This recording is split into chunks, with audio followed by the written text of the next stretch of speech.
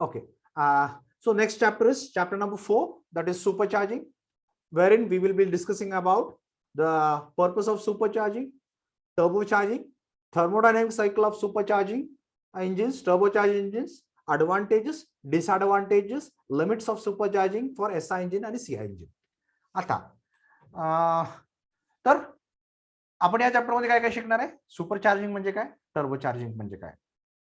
आता आपल्याला तरी सुद्धा आपल्याला माहिती आहे, तुम्ही डिप्लोमा आल्यामुळे तुम्हाला माहिती आहे सुपरचार्जिंग म्हणजे इनडायरेक्टली काय, कशासाठी, इंजिनची पॉवर वाढवायसाठी आपण सुपरचार्जिंग वापरतो. परंतु ठीक आहे ना, आपण पॉवर वाढवायसाठी वापरली, परंतु काय गॅरंटी आहे की पॉवर वाढते, कशावरून आपण डिस्कस फायनलाइज करणार की पॉवर वाढले. So something should be there to ensure that the power is increased. Being an engineer and combustion being a thermodynamic process, we have to check it on thermodynamic scales whether the power has increased. आणि आपल्याला माहिती आहे आपण power कुठे major करतो, PV diagram वरती. तर PV diagram म्हणजे आपला सायकल, बरोबर, ऑटो सायकल, डिझेल सायकल आहे ती सायकल्स. त्या सायकल वरती आपल्याला दिसलं पाहिजे की पॉवर वाढली का, तर आपण असं म्हणू शकतो की पॉवर वाढली. नाहीतर आपण we will not believe that. So that is where the thermodynamic cycle of supercharge and turbocharging engines comes into picture, बरोबर. मग त्यानंतर मग ऍडव्हान्टेजेस काय, डिसएडव्हान्टेजेस काय, ठीक आहे. आणि त्यानंतर आपण limits of supercharging in SI आणि सीआय इंजिन्स म्हणतो. म्हणजे जर आपल्याला सुपरचार्जिंग किंवा टर्बोचार्जिंग एसआय इंजिन मध्ये वापरायचं असेल तर कुठल्या एक्सटेंट पर्यंत आपण वापरू शकतो, किंवा सीआय इंजिन मध्ये वापरायचं असेल तर कुठल्या एक्सटेंट पर्यंत वापरू शकतो. तर या सगळ्या गोष्टी आपण या चॅप्टर मध्ये डिस्कस करणार आहोत.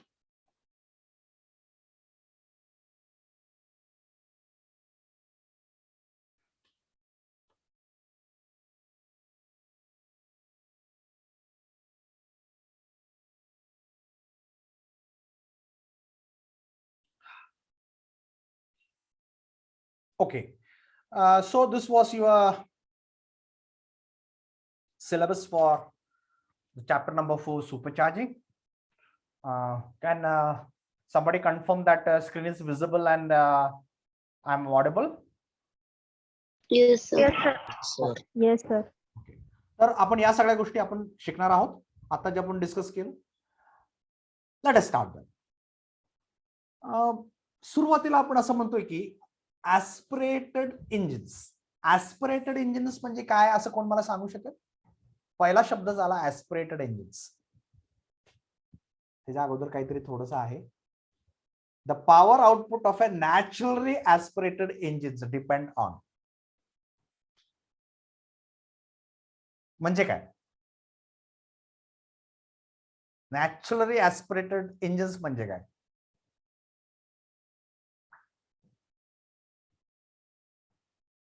ऍस्पिरेशन शब्द हा रिस्पिरेशन शब्दावरती कनेक्टेड आहे.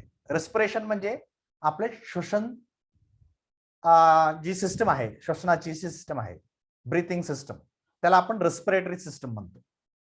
Okay. And when it comes to engine we call it as aspiration system. Aspiration. Okay. Aspiration It works on the truck.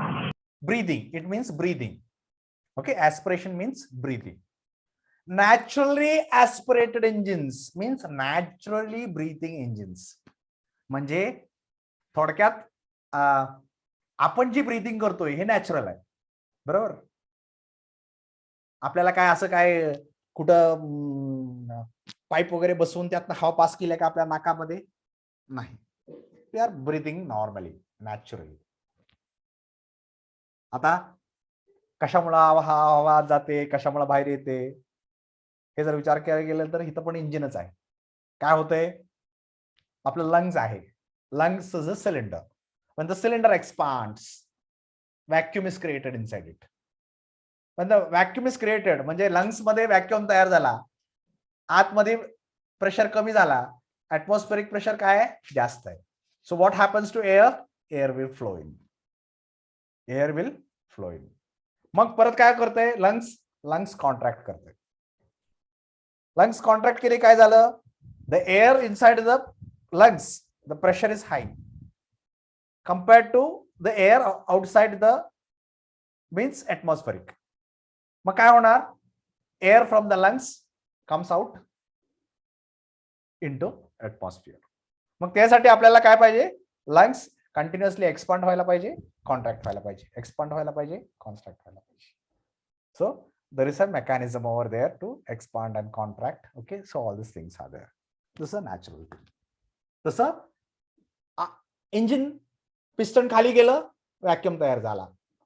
Vacuum तयार झाला की एअर आतमध्ये जाणार. पिस्टन वरती आला, एक्झॉस्ट स्ट्रोक मध्ये प्रेशर वाढला, काय झालं? आतमध्ये प्रेशर वाढला, कशापेक्षा? ऍटमॉस्फिअर पेक्षा हवा बाहेर आली. आपण अशा टाईपच्या इंजिनला काय म्हणणार मग? नॅचरली ऍस्पिरेटेड इंजिन्स, जे स्वतःहून श्वास घेत आहेत. म्हणजे स्वतःहून श्वास घेत आहेत म्हणजे स्वतःहून न घेणारे पण आहेत का? आपलं बघा, आपल्याला ज्या वेळेला श्वास घ्यायला येत नाही त्यावेळेला नाकाला नळी लावून आपण बेडवरती आपल्याला आयसीयू मध्ये टाकतात, बरोबर? टाकतात का नाही? So something like that. Then it is not a naturally aspirated, it is artificially aspirated engines. Okay, so on the basis of aspiration, the engines are being categorized into naturally aspirated and artificially aspirated, and those artificially aspirated engines are in generally what we call as supercharged engines. आता ते का करतोय, कशासाठी करतोय ते तर आपण आता बघणारच आहोत. तर आपण इथं पहिल्यांदाच काय म्हणालो? The power output of a naturally aspirated engine depends on, जे नॅचरली ऍस्पिरेशन करतात म्हणजे श्वसन घेतात त्या इंजिनची पॉवर कशावर अवलंबून आहे? The amount of air inducted into the cylinder. How much air is going into the cylinder when it is suction during suction. म्हणजे सक्शन स्ट्रोक मध्ये आतमध्ये एअर किती जाते त्याच्यावरती काय अवलंबून आहे? Power output of a naturally aspirated engine. कसं काय? कारण जेवढी एअर आतमध्ये टाकणार आहे तेवढंच आतमध्ये फ्युएल बर्न होणार आहे, त्याच्यापेक्षा जास्त फ्युएल बर्न होऊ शकत नाही. तुम्ही आतमध्ये जरी पाईप लावून ओतलं तरी ती बर्न होणार नाही आतमध्ये. का? बर्निंग साठी काय लागतं? ऑक्सिजन लागतं. ऑक्सिजन कशामध्ये आहे? एअर मध्ये आहे. म्हणजे एअर जेवढे घ्याल तेवढंच आतमध्ये बर्न होणार आहे, त्याच्यापेक्षा जास्त झालं तर बर्न होऊ शकणार नाही. आपल्याला एक जनरली असं समज असतो बघा, वाढवूया फ्युएल, वाढवूया माझी पॉवर वाढते, म्हणजे इंजिनची ताकद वाढते, इंजिनची पॉवर वाढते. तसं होत नाही. का? कारण बर्निंगसाठी फक्त फ्युएलची नाही तर एअरची सुद्धा गरज आहे. म्हणजेच फ्युएल नुसतं वाढवून उपयोग नाही, फ्युएल जरी तुम्ही नळी लावून जरी आतमध्ये ओतलं तरी पॉवर वाढणार नाही, unless you make a provision for its proper burning. Correct? Therefore, the first point which has to be taken into consideration for the power output of a engine, of a naturally aspirated engine, is the amount of air inducted into the cylinder. फक्त amount तेवढी air आतमध्ये गेले म्हणजे झालं का? नाही. Extent of utilisation of inducted air, आतमध्ये गेली एअर परंतु त्यातली किती वापरली गेली? आताच आपण मागच्या चॅप्टरच्या एंड मध्ये डिस्कस केला बघा. आपण एक ऑक्सिजन सेन्सर लावला. कुठे लावला? एक्झॉस्ट मध्ये लावला. कशासाठी लावला? किती ऑक्सिजन एक्झॉस्ट मध्ये आहे हे फाइंड आउट करण्यासाठी. एक्झॉस्ट मधले ऑक्सिजन कशासाठी मेजर करायचं? कारण तिथं जर एक्झॉस्ट मध्ये जर जास्त ऑक्सिजन असेल तर ह्याचा अर्थ काय? ह्याचा अर्थ असा की इंजिन सिलेंडर मध्ये एअर युटिलाइज होत नाहीये प्रॉपरली. म्हणजे आपण एअर जास्त दिली आणि त्याला कॉम्प्रेस केली, त्याला हॉट केली, परंतु त्याला युटिलाइज केलं नाही. तेवढी that much energy was wasted. Air also was wasted. Okay, so that means we are contributing to wastage. So we should not contribute to wastage. तर वेस्टेज आपल्याला नको आहे. मग वेस्टेज नको आहे म्हणजे आपल्याला एअरचं युटिलायझेशन वाढवायला पाहिजे.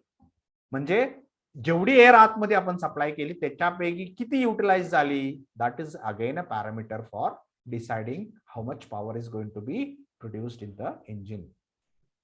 Third, the speed of the engine. का? कारण the speed of the engine will decide number of power strokes per unit time. More the speed, more the power strokes per unit time. That means more the power is going to be produced by the engine. बरोबर का? म्हणजे सगळ्यात सोपी method इंजिनचा power वाढवायचं काय आहे? Increase the speed of the engine. का? Just increase the speed, there will be increase in the number of power strokes. When the number of power strokes are increased, the amount of power produced by the engine is going to increase. So that is where you give the accelerator. म्हणून तुम्ही accelerator देता. Accelerator देता म्हणजे काय करता? Basically you are going to increase the number of power strokes. How? By increasing the speed of the engine. Okay. Then quantity of fuel admitted into the combustion chamber. इथे characteristic दिले, इथे combustion chamber पाहिजे. बरोबर? Sorry, combustion admitted and it's combustion characteristics. बरोबर आहे, चुकीचं नाहीये. And it's combustion characteristics आहे. म्हणजे नुसती एअर आतमध्ये असून चालेल का? नाही. तर बर्ड काय होणार आहे? फ्युअल होणार आहे. मग आपण किती फ्युअल आतमध्ये टाकणार आहे, that is also going to decide how much fuel is going to power is going to produce. Correct. परंतु आपण जसं म्हणालो तसं नुसतं आतमध्ये फ्युअल असल्याचा उपयोग होत नाहीये. It's combustion characteristics also are going to important. मग त्या फ्युएलचं कंबशन इग्निशन टेम्परेचर किती आहे, आतमध्ये असलेलं टेम्परेचर त्याला सुटेबल आहे का, त्याचं वेपरायझेशन झालंय का, त्याचं ॲटोमायझेशन झालंय का, आतमध्ये कुठल्या टाईपचा कंबशन चेंबर आहे, कुठल्या टाईपचं स्प्रे पॅटर्न आतमध्ये तयार झालंय, स्प्रे व्यवस्थित होतोय का, ड्रॉपलेट साईज व्यवस्थित आहे का. So all this things comes under the combustion characteristics. Okay. So the quantity of the fuel, आतमध्ये किती फ्युएल तुम्ही सोडली, आणि कंबशन कॅरेक्टरिस्टिक्स काय काय त्याच्यावरती सुद्धा power output of the engine depend आहे. आणि finally thermal efficiency of the engine. इंजिनची थर्मल एफिशियन्सी बेसिक थर्मोडायनामिक्स आहे. बरोबर का? एखादं इंजिन थर्मली जास्त एफिशियंट असेल तर it can convert more energy, more fuel into more power, given amount of fuel into more power. That is where we call it as a more efficient. Barabar. So these are the parameters which are going to decide the power output of a naturally aspirated engines. यातले कुठले point कोणाला समजले नाही का?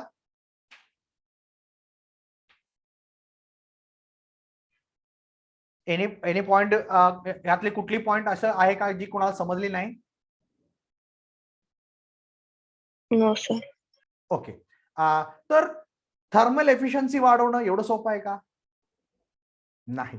कारण त्याच्यावर बऱ्याच गोष्टीवरती, सायकलवरती डिपेंड आहे की थर्मल एफिशियन्सी किती आहे. म्हणजे ही गोष्ट एवढी सोपी नाही कुठली थर्मल एफिशियन्सी वाढवणं. Quantity of fuel admitted and it's combustion characteristics ते आपण डिझाईन मध्ये कन्सिडर केलंय आणि त्या पद्धतीने इंजिन डिझाईन केलंच ऑलरेडी. म्हणजे ते आपण नाही चेंज करू शकत. बरोबर का? कारण आपण एखादा कंबशन चेंबर साईज काय, त्याची शेप काय, त्याचे कॅरेक्टरिस्टिक्स काय, तिथं कुठल्या टाईपचं फ्युएल बर्न करणार आहे, हे सगळं डिझाईन स्टेज मध्येच कन्सिडर केलंय. म्हणजे हे सुद्धा आपलं फायनलाइज झालं. Speed of the engine, obviously we want to vary the speed as per the conditions. That is going to be one of the easiest way to increase the power. Extent of utilization of inducted air, that is going to be decided by how much fuel we are going to inject, how much air is there, how much atomization is going to happen, how much proper mixing is going to happen. Okay, what is the characteristics of the fuel, what is the temperature inside the combustion chamber, what is the pressure inside the combustion chamber, या सगळ्या गोष्टीवरती अवलंबून आहे. And finally the amount of air inducted into the cylinder. बरोबर. तर thermal efficiency आपण सहजासहजी बदलू शकत नाही. क्वांटिटी ऑफ फ्युएल ऍडमिटेड आपण already it depends on the amount of air. कारण अमाऊंट ऑफ एअर जास्त असेल तरच आपण क्वांटिटी ऑफ एअर वाढवू शकतो. स्पीड ऑफ द इंजिन ते आपण तर करणारच आहे, किंवा ती जनरली आपण ऑलरेडी इंजिन मध्ये ते कन्सिडर केलेलंच असतं. कारण आपण कंडिशनच्या हिशोबानं वेगळ्या वेगळ्या स्पीडला आपण इंजिन रन करतोच. म्हणजे हे पण हे झालं, कन्सिडर झालं ऑलरेडी. ओके, तर आपल्याला हे आता आपण करू शकत नाही, बरोबर. हे ऑलरेडी आपण करतोच, त्यामुळे आता त्याचा काही संबंध नाही. आता राहतात बघा quantity of fuel admitted into the combustion chamber and it's characteristics. तर ह्यातला कंबशन कॅरेक्टरिस्टिक्स आहे, हा जो पार्ट आहे कंबशन कॅरेक्टरिस्टिक्स, ते ऑलरेडी कंबशन चेंबरच्या डिझाईन मध्ये कन्सिडर केला होता. म्हणजे आता आपल्याला काय काय राहतं, क्वांटिटी ऑफ फ्युअल ऍडमिटेड आणि क्वांटिटी ऑफ एअर ऍडमिटेड. तर हे राहत आहेत. म्हणजे थोडक्यात काय, तर आपल्याला एखाद्या इंजिनचं जर आउटपुट वाढवायचं असेल तर आपण या दोन गोष्टींमध्ये चेंज करून अजून पण आपण इंजिनची पॉवर वाढवू शकतो, बरोबर. कुठले, अमाऊंट ऑफ एअर इंडक्टेड आणि क्वांटिटी ऑफ फ्युअल ऍडमिटेड. कारण क्वांटिटी ऑफ फ्युअल ऍडमिट नुसतं करून उपयोग नाहीये, कारण त्याला बर्न व्हायला आतमध्ये एअर पाहिजे. म्हणजे हे आणि हे. So that is where your supercharging is coming into picture. So 3 possible methods of utilization to increase the air inducted into the cylinder. मग आपण काय करणार आहे, एअर इंडक्ट जास्त करता आली तर आपल्याला जास्त फ्युअल बर्न करता येते, म्हणजे आपल्याला पॉवर वाढवता येते. So that is the method which we are going to try in supercharging, बरोबर. कारण बाकी दोन्ही मेथड आपल्याला हे झाले, आपण क्रॉस केले, ऑलरेडी कन्सिडर्ड आहेत. तर now so the method remaining is introducing more air into the combustion chamber. कशासाठी, increase the power output of an engine. आता 3 मेथड आहेत. कशासाठी, increase the air inducted into the cylinder. काय काय method आहेत, increase the piston displacement, म्हणजे stroke length वाढवायची, म्हणजे व्हॉल्यूम वाढवायची. म्हणजे 100 सीसीचं इंजिन 150 सीसी केलं की पॉवर काय होते, वाढते. का वाढते, कारण जास्त मिक्सचर बसतं. जास्त मिक्सचर म्हणलं म्हणजे जास्त फ्युअल बर्न होते. जास्त फ्युअल बर्न होते म्हणजे जास्त पॉवर तयार होते. ऍव्हरेज काय होणार, कमी येणार. का कमी येणार, कारण मिक्सचर जास्त. म्हणजे सीसी 800 सीसीचं इंजिन आहे आणि 1000 सीसीचं इंजिन आहे, 2 गाड्या आहेत. कुठला आपल्याला ऍव्हरेज इन जनरल चांगली देती, ऍव्हरेज 800 सीसी देणार. का, 800 सीसीचं इंजिन म्हणजे व्हॉल्यूम कमी आलं. व्हॉल्यूम कमी आहे म्हणजे मिक्सचर कमी बसलं. मिक्सचर कमी आहे म्हणजे फ्युअल कमी झालं. कमी फ्युअल मध्ये आपण जास्त पॉवर तयार करतो, ह्याचा अर्थ असा झाला. मोठं व्हॉल्यूम 1000 सीसी इंजिन आहे म्हणजे मोठं व्हॉल्यूम. मोठं व्हॉल्यूम म्हणजे जास्त मिक्सचर. जास्त मिक्सचर म्हणजे जास्त फ्युअल. जास्त fuel and therefore more power. म्हणजे 1000 सीसी इंजिन मध्ये आपण जास्त फ्युअल वापरून जास्त पॉवर तयार करतोय, परंतु आपण 800 सीसी कंपॅरिझन केलं तर त्यावेळेला आपण फ्युअल कमी वापरतोय. Okay, so the first method is increasing the piston displacement. परंतु हे गोष्टी पण आपण ऑलरेडी इंजिन डिझाईन करतानाच डिसाईड केलेलं असतं की त्या पिस्टनचं डिस्प्लेसमेंट किती असणार आहे. बोर, स्ट्रोक या सगळ्या गोष्टी इनिशियली डिसाईड केलेल्या असतात. This increase in size and weight. परंतु हे करत असताना सुद्धा आपल्याला काय होतं की आपण जर ज्या वेळेला पिस्टन डिस्प्लेसमेंट वाढवायचं म्हणजे 800 सीसी 1000 सीसीचं इंजिन करायचं म्हटलं तर this will increase in the size and weight of the engine and introduces additional cooling problem. काय करतोय आपण, काय करायला लागलोय, पॉवर वाढवायचा प्रयत्न करायला लागलोय. कसा पहिला प्रयत्न केला, by increasing the displacement. CC cubic centimetre. CC म्हणजे काय, क्युबिक सेंटीमीटर. क्युबिक सेंटीमीटर कशाचं युनिट आहे, व्हॉल्यूमचं. म्हणजे इंजिनचं व्हॉल्यूम वाढवायचा प्रयत्न केला. व्हॉल्यूम वाढवल्यानंतर मिक्सचर क्वांटिटी जास्त बसली. मिक्सचर क्वांटिटी जास्त बसली म्हणजे पॉवर जास्त तयार झाला. परंतु हे करण्यासाठी इंजिनची साईज मोठी होते, इंजिनचं वेट वाढते आणि इंजिनचं वेट वाढते, इंजिनची इनर्शिया वाढते, त्याचं रन करण्यासाठी, त्या इंजिन रन करण्यासाठी, त्याची सिस्टम्स रन करण्यासाठी जी पॉवर कन्झम्पशन आहे, इंजिन स्वतःच काय पॉवर, कारण जेवढा मोठा पिस्टन आहे त्याची मोठी इनर्शिया आहे, तेवढा मोठे इनर्शिया ओव्हरकम करायचं असेल तर आपल्याला जास्त एनर्जी खर्ची लागते. So that particular concept, therefore that is another disadvantage when we use this method. Next method is running the engine at higher speed. आता ही जर केलं तर काय होतंय, this result in increasing mechanical frictional losses. बरोबर, जेवढं जास्त स्पीड वाढू तेवढं फ्रिक्शन जास्त होणार आहे, फ्रिक्शन जास्त, फ्रिक्शनल लॉसेस जास्त, फ्रिक्शनल लॉसेस जास्त म्हणजे इनडायरेक्टली आपण अजून लॉसेस जास्त वाढवले. imposes greater inertia stress on the engine parts. Moreover, the stress on the engine is also increasing when the speed of the engine is increasing. बरं, दोन method झाले, तर ही दोन्ही मेथड आपण स्ट्राइक आउट केले. बरोबर, कारण हे इंजिनचं साईज आणि वेट वाढवतंय, हे फ्रिक्शनल लॉसेस वाढवतंय, स्ट्रेस वाढवतोय. Then the third method is increasing the density of the charge. आता आपण काय केलं, सीसी तेवढाच ठेवला, व्हॉल्यूम तेवढाच ठेवला इंजिनचा, फक्त आतमध्ये जी मिक्सचर टाकणार आहे त्याला आपण डेन्सिफाय केलं, त्याची डेन्सिटी वाढवली आणि त्याची डेन्सिटी वाढवून आपण आतमध्ये टाकतो. So that is the third method, increasing the density of the charge which is supplied to the engine.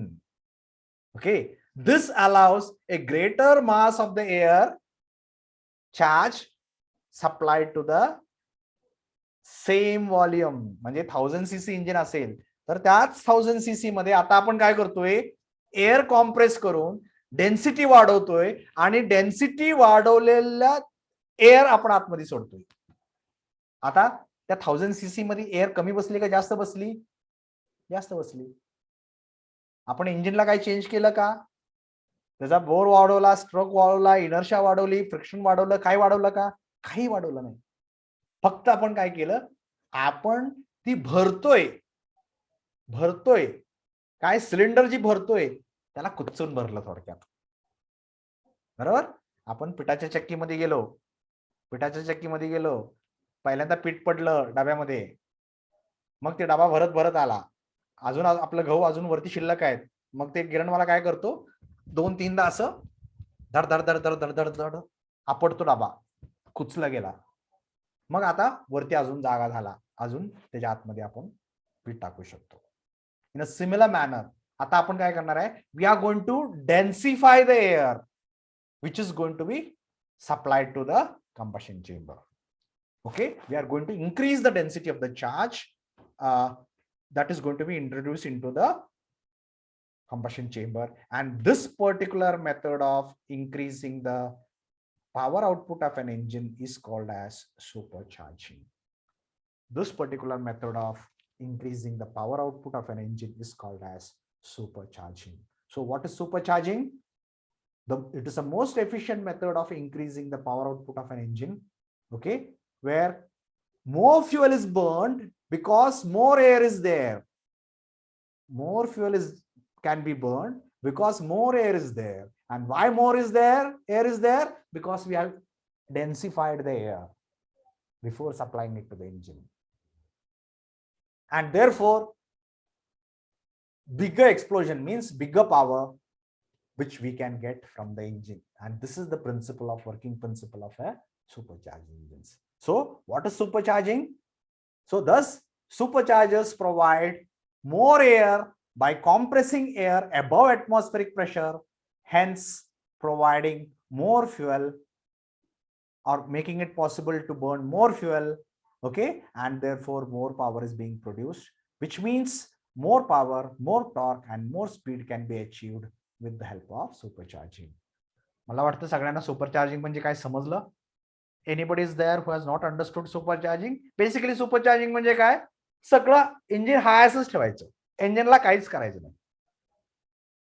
मग कशात काय चेंज करायचं, जी इंजिन मध्ये आपण भरणार आहे त्याला कुचायचं, त्याला डेन्सिफाय करायचं आणि आतमध्ये सप्लाय करायचं. का, आपल्याला माहिती आहे जास्त फ्युएल बर्न करायचं असेल तर जास्त एअर पाहिजे, मग जास्त एअर बर्न करायचं झालं तर व्हॉल्यूम वाढवलेलं नाही आपण, फक्त डेन्सिफाय करून हाय त्या व्हॉल्यूम मध्ये आपण जास्त एअर बसवली. आता जास्त व्हॉल्यूम एअर आहे म्हणजे जास्त ऑक्सिजन आहे, जास्त ऑक्सिजन आहे म्हणजे जास्त फ्युएल बर्न करतो, जास्त फ्युएल बर्न केले की जास्त पॉवर तयार होतो. So keeping all the parameters constant, we are not changing any parameter with respect to design of the engine. Just by supplying densified air, we are able to burn more fuel in the same engine and thereby increasing the power output of the engine. And that particular process is what we call as supercharging. Anybody is in their class who have not understood the concept of supercharging? कशाला supercharging म्हणायचं हे कोणाला समजलं नाही असं कोण आहे का वर्गात? एनीबडी? सगळ्यांना समजलं का?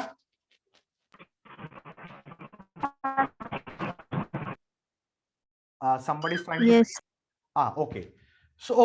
So everybody has understood the principle of supercharging here. So what we have done is again demonstrated over here the method of supplying air or air fuel mixture. मग आपण आतमध्ये जर डिझेल इंजिन असेल तर air supply करतो आणि जर SI engine असेल तर एअर फ्युएल मिक्सचर सप्लाय करतो, म्हणून आपण त्याला इथं एअर न म्हणता आपण चार्ज म्हणतो.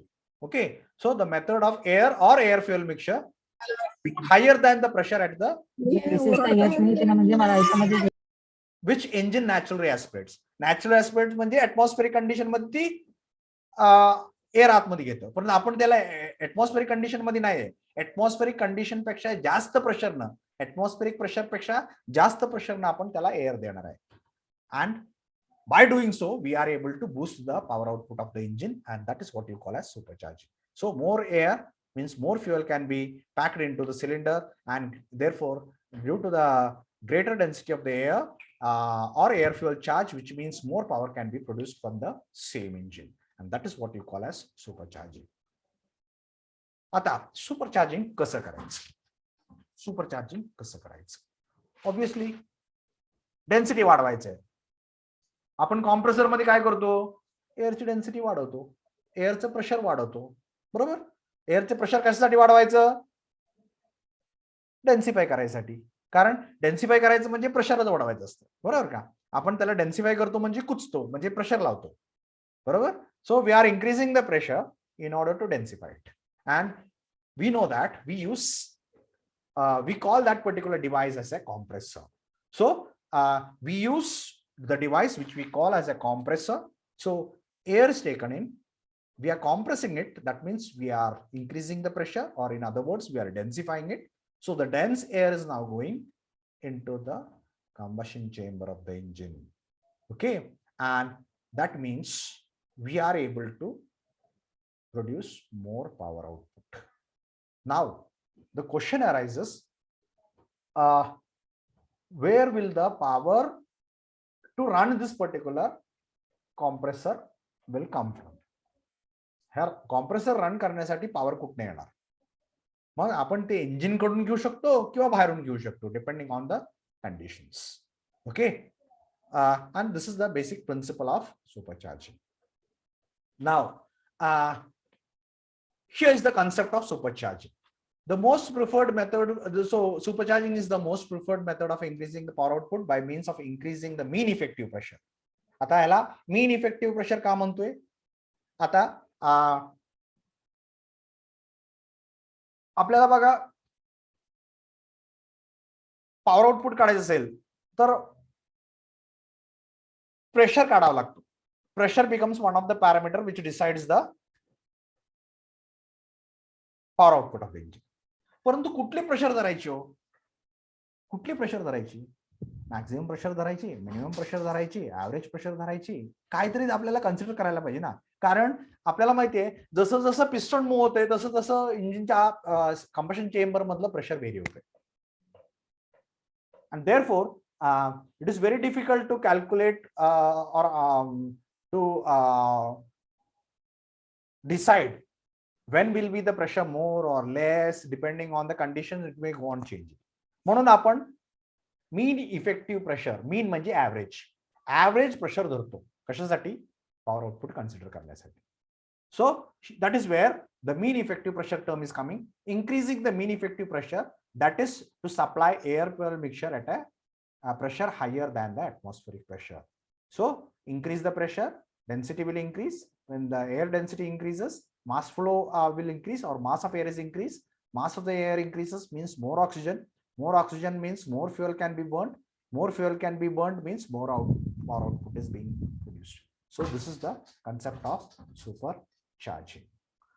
And these are the different power boosting devices, ज्याला आपण सुपरचार्जर्स असं म्हणतो.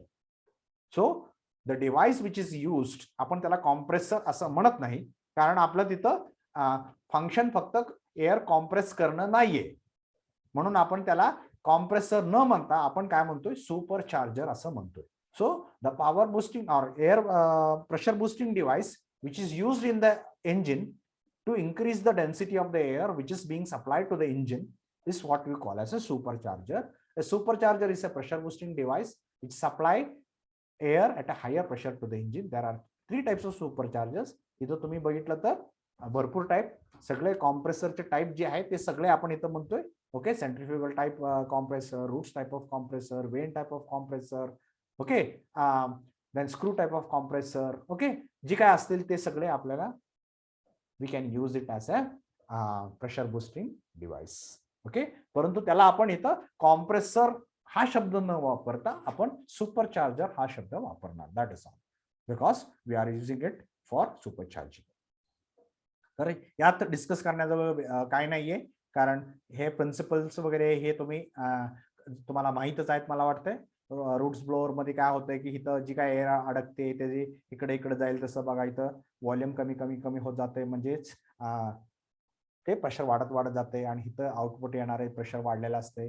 तसं इथं हेलिक्स आहेत, that will rotate and accordingly air trapped is going to increase the pressure. इथं स्क्रू टाईप आहे, त्या स्क्रू मध्ये हे सगळ्या तुम्ही टाईप ऑफ कॉम्प्रेसर मध्ये तुम्ही हे सेंट्रिफ्युगल कॉम्प्रेसर या सगळ्या तुम्ही शिकलेलाच आहात. ओके, तर हे तेच परत इथं दाखवलंय. इथं एअर ट्रॅप झाली, इकडं त्याची डेन्सिटी वाढत गेली. ओके, रूट्स ब्लोअर मध्ये इथं काय झालं, हे ह्या दोन्ही लोबच्या मध्ये जी काही एअर ट्रॅप होते त्याचं प्रेशर वाढते आणि that is going to supply to this side. हे झालं superchargers, types of Superchargers.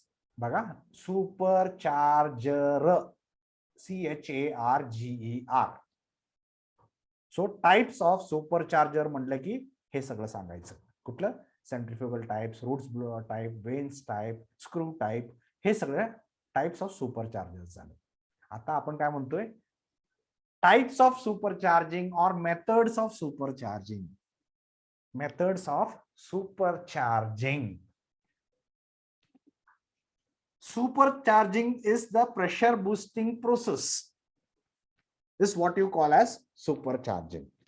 The device used to boost the pressure is called as supercharger, and the types of the devices we call as types of supercharging chargers.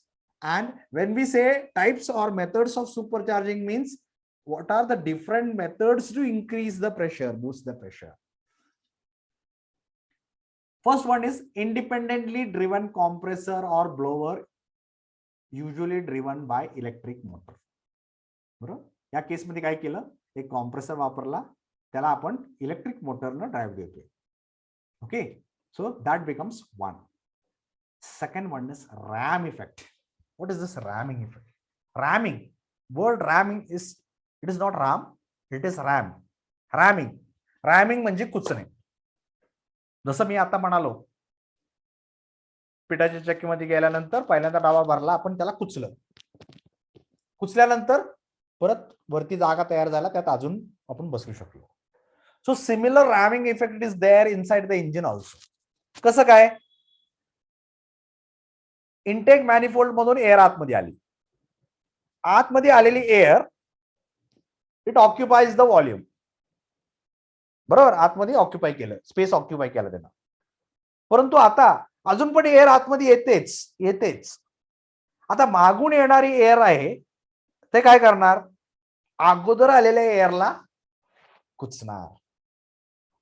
Okay, so the later coming air is going to pressurise the already present air inside the combustion chamber, and that is where the ramming action is going to take place. म्हणजे बाहेरून येणारी ज्या वेलॉसिटीने येते त्या वेलॉसिटीने आल्यामुळे काय झालं, आतमध्ये आपण बघा एसटी मध्ये किंवा हा रॅमिंग चा इफेक्ट तुम्ही जर तुम्हाला अनुभवत असेल तर तुम्ही मुंबईच्या लोकल मध्ये जावा, तुम्हाला असं जाणवेल की कधी कधी म्हणजे ऍटलिस्ट मी तरी अनुभवलेला आहे की आपण न गाडीमध्ये चढता ऑटोमॅटिक आपण ट्रेनच्या आतमध्ये पोहोचतो. ओके, वाय दॅट रॅमिंग इफेक्ट, म्हणजे मागून जी पुश येतो त्या पुशमुळे आपण पुढे ढकलला जातो. So that is where the ramming, what is called as ramming. Okay, so मागून येणारी एअर अगोदरच्या एअरला प्रेशराइज करते. So that is what you call as ramming effect. मग आपण तुमची induction system, air induction system अशा प्रकारे डिझाईन करायची की there is going to be ramming effect inside the engine, whereby more air is going to be getting introduced into the combustion chamber. So that is another method of supercharging. म्हणजे इथं आपण बाकी काहीच वापरलं नाही, कुठला डिव्हाइस वापरला नाही, कॉम्प्रेसर वापरलं नाही, काही वापरलं नाही. फक्त काय केलं, इंडक्शन सिस्टम अशा प्रकारे डिझाईन केली, induction system, air induction system अशा प्रकारे डिझाईन केली की ज्याच्यामध्ये असं होईल की मागून येणारी एअर अगोदर येणाऱ्या एअरला प्रेशराइज करून आतमध्ये जास्त एअर येऊ शकेल.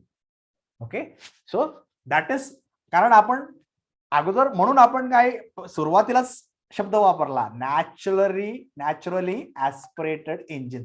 ही नॅचरली ऍस्पिरेटेड इंजिन नाहीये, इथं कशाची तर मदत घेतोय आपण आतमध्ये एअर ढकलायला. पहिल्या केसमध्ये आपण कॉम्प्रेसरची मदत घेतली, दुसऱ्या मेथड मध्ये काय घेतले, इनटेक मॅनिफोल्डची डिझाईन अशा प्रकारे केली की तिथं रॅम इफेक्ट तयार होईल. So we are taking the help of ramming effect produced in the induction manifold for increasing the pressure inside the combustion chamber, boosting the pressure of the air or the charge coming into the combustion chamber. Okay, that is called as ram effect or ramming effect. Third method is under piston supercharging. हे काय आहे, ह्याच्यामध्ये आपण काय करतो, आपल्या two stroke engine मध्ये जे करतो तेच. काय केलं, पिस्टन ज्या वेळेला वरती जात आहे त्यावेळेला खालचं संप आहे, इंजिनचं संप आहे, खालच्या बाजूला आपण संप म्हणतो. संप मध्ये आतमध्ये एअर सक केले जाते, बरोबर. नंतर पिस्टन ज्या वेळेला खाली येतं त्यावेळेला काय करतंय, त्या एअरला दाबतंय. खाली जी एअर आले त्या एअरला दाबल्यानंतर आता काय झालं, increases the pressure, correct, it is getting compressed. आणि मग आता आपण ट्रान्सफर पॅसेज ओपन करून त्या एअरला आपण कंबशन चेंबर मध्ये जाऊ देणार. Means we have used under piston supercharging method. म्हणजे पिस्टनची खालची बाजू आहे त्याला आपण एअर कॉम्प्रेस करून आतमध्ये इंट्रोड्यूस करण्यासाठी वापरली. Therefore we say it is a under piston supercharging. Okay, and the last one is engine driven compressor or a blower. पहिलं होतं इलेक्ट्रिक मोटर ड्रिव्हन कॉम्प्रेसर, शेवटचं इंजिन ड्रिव्हन कॉम्प्रेसर. म्हणजे ही दोन्ही सेमच आहे ऑलमोस्ट, फक्त इथं पॉवर कुठून येते, बाहेरच्या इलेक्ट्रिक सप्लाय मधून येते, इथं पॉवर कुठून येते, इंजिन कडूनच येते. ह्यातला फरक एवढाच आहे. या केसमध्ये रॅमिंग इफेक्ट वापरतोय, या केसमध्ये पिस्टनच्या खालची बाजू जी आपण सक्शनसाठी in generally four stroke engine मध्ये वापरत नाही, खालची बाजू आपण तशीच सोडून देतो, त्याचा उपयोग करतच नाही. टू स्ट्रोक इंजिन मध्ये ते करतो, परंतु ती मेथड आपण इकडे वापरायची कशासाठी, एअर कॉम्प्रेस करून वरती सप्लाय करण्यासाठी. मग ते पहिल्यांदा कॉम्प्रेस करून तुम्ही स्टोअर करा, त्याच्यानंतर वापरा, किंवा जी काही तुमची डिझाईन असेल त्या पद्धतीने करा, depends. Okay, so these are the methods of supercharging. तर क्वेश्चन जर असेल टाइप्स ऑफ सुपरचार्जर्स, तर हे लिहायचे, roots blower, vanes blower, centrifugal blower, screw type of blower, काय असेल ते. आणि टाइप्स ऑफ सुपरचार्जिंग विचारलं तर independently driven compressor with the help of electric motor or electric driven compressor, engine driven compressor, ram effect, under piston supercharging. These are the methods of supercharging. So I hope everybody has understood the different types of supercharging or types of superchargers and methods of supercharging. Anybody has not understood anything out of this? असं कोण आहे का ज्याला सुपरचार्जरचे प्रकार आणि सुपरचार्जिंगचे methods कुठले कुठले आहेत हे समजले नाही? Anybody? Is there anybody? No, sir. Okay. So I think it is 2:54, 2:55. Okay. So we'll try to wind up over here for today. Okay. We'll try to finish off this particular chapter in the next 1 or 2 lectures. Okay. And so this is basically a small chapter. Okay. With a less weightage, even though it is given 4 hours over here, it will not require 4 hours. But still, whatever possible, we will try to discuss. Okay. तर supercharging का करायचं, कसं करायचं, types of supercharging कुठले कुठले आहेत, methods of supercharging आणि types of Superchargers, एवढ्या गोष्टी आपण शिकलो. ओके. तर अजून आपण टर्बोचार्जिंग म्हणजे काय, थर्मोडायनामिक सायकल कशी असते, सुपरचार्जिंगची कशी असते, टर्बोचार्जिंगची कशी असते, ऍडव्हान्टेजेस काय आहेत, डिसएडव्हान्टेजेस काय आहेत, लिमिट्स काय आहेत, या सगळ्या गोष्टी आपण पुढच्या लेक्चरमध्ये डिस्कस करूया. So hope for today it is okay. We'll try to stop over here. Please mark your attendance in the chat box. I will open the chat box now.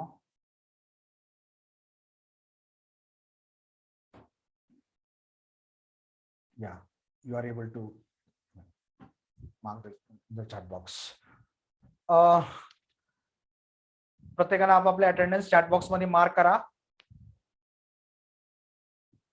आणि कुणाला काही डाऊट असेल तर डाऊट विचारा.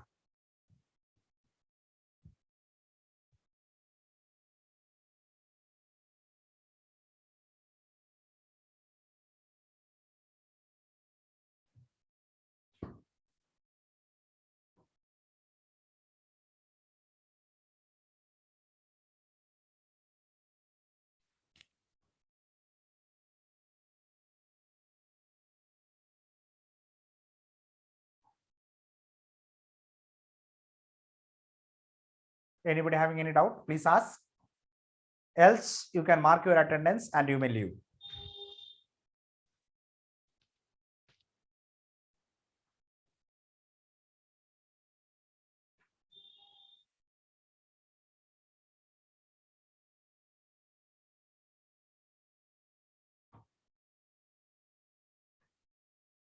Yes. Sir तुम्हाला video पाठवला बघा, तो बघा. व्हॉट्सअप वरती टाकलाय का, ग्रुप वरती? कशाचा व्हॉट्सअप पर्सनल. कशाचा व्हिडिओ आहे? बहुतेक थ्रोटल बॉडीचा आहे, एका मित्राने पाठवला. बर बर ठीक आहे, बघूया काय. एक मिनिट. लास्टला 00 आहे. हा.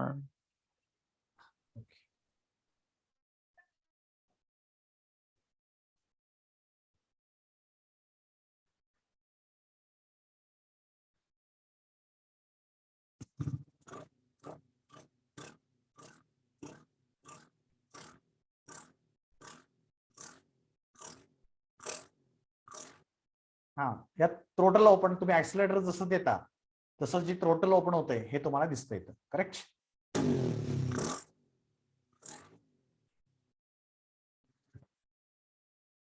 आय होप हा कन्सेप्ट आपण डिस्कस केलाय आणि आता तुम्हाला व्यवस्थित समजलाय. हो सर. हा, ओके, थँक्यू.